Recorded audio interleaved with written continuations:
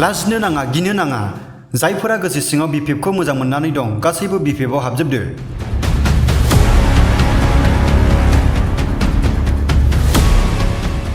बिपिएफखौ मोजां मोननानै गोसो सिङाव जायफ्रा दङ बिथांमोना गासैबो बिपिएफआव हाबजोबदो।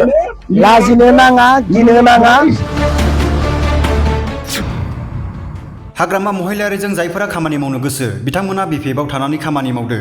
हाग्रामा महिलारिजों थाफानानै जायफ्रा खामानि मावनो गोसो बिथांमोना बिपिएफआव हाबनानै खामानि मावदो।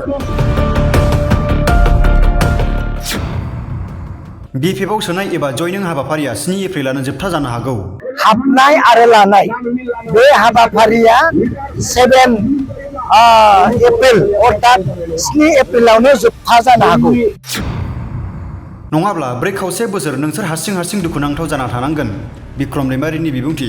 नङाब्ला सारि बोसोर 4 बोसोर माने बिराद दुखुनांथाव नोंथांमोना हारसिं जानानै थानांगोन। दिनै बाक्सा जिल्लानि सिङाव थानाय कक्लाबारिनि दलबारियाव मुसलपुर जिल्ला लाइमोन बिपिएफ आरो बिएसइउनि बानजायनायाव नोंनि गारां नोंनि भट नोंनि इयुन हाबाफारि लायो। हाबाफारियाव गोबां लाइमोनफोरखौ बाहागो लानाय नुनो मोन्दों। आथिखालाव बिपिएफनि स्टार केम्पेइनार लाइमोन बिपिएफनि लोगो आफादगिरि कास्टम बसुमतारी, टिसिएलसिसिनि मासिगिरि बिक्रम दैमारिया बे हाबाफारियाव आलासि महरै बाहागो लानानै लाइमोनफोरजों सावरायलायो। फारफ्रोमबो बिथिङावनो बिपिएफ दोलोनि गोख्रोंथिखौ नुनो मोन्दों।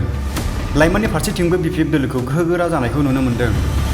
हाबाफारिखौ लानानै टिसिएलसिसिनि मासिगिरि बिक्रम दैमारिया खौरां बिजोङाव गुबुन दोलोनि गासैखौबो खावलायनानै बुङोदि जायफोरा बिपिएफखौ गोसो सिङाव मोजां मोननानै दं गासैबो बिपिएफआव हाबजोबदो। लाजिनो नाङा गिनो नाङा।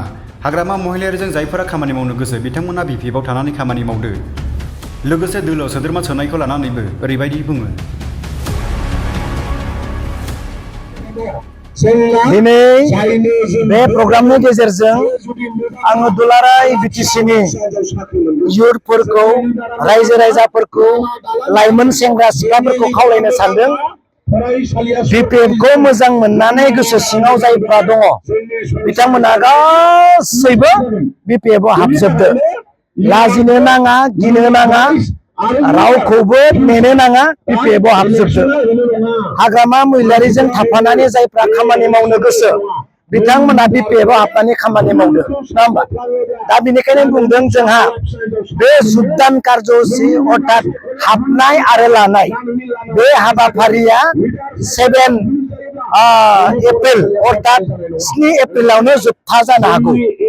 7 एप्रिलनि उनाव कुनु दिन आरो सारि बोसोराव जुगदान कार्यसुचि बा गुबुन दोलोनिफ्राय बिपिएफआव हाबफैनाय बियो बन्द जानो हासिगौ।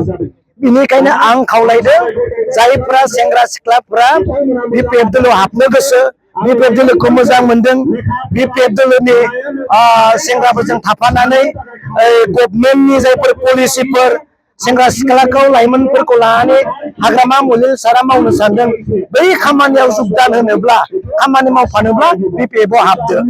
खुनु गिनो नाङा। नङाब्ला सारि बोसोर 5 बोसोर माने बिराद दुखुनांथाव नोंथांमोना हारसिं जानानै थानांगोन। बेनिखायनो रावखौबो नायालासे रावखौबो गियालासे बिपिएफ दोलोआव हाबजोबनानै सेंग्रा सिख्लाफोरखौ खामानि मावनायखौ आं लुबैदों। मानो होनब्ला जों खामानि मावनांगौ। जोङो सोरखौबा नायना थानाङा सोरखौबो गिना नाङा रावखौबो नेनो नाङा। बेनिखायनो खावलायदों जेसेबां सेंग्रा सिख्ला दङ 7 तारिखनि आगोलनो अर्थात 7 तारिखनो जा 7 एप्रिलावनो लास्ट जागोन। नङा होमबा? हैदिनानो बयबो सेंग्रा सिख्ला दले बले फैनानै बिपिएफआव हाबफैनो थाखाय आङो खावलायबाय।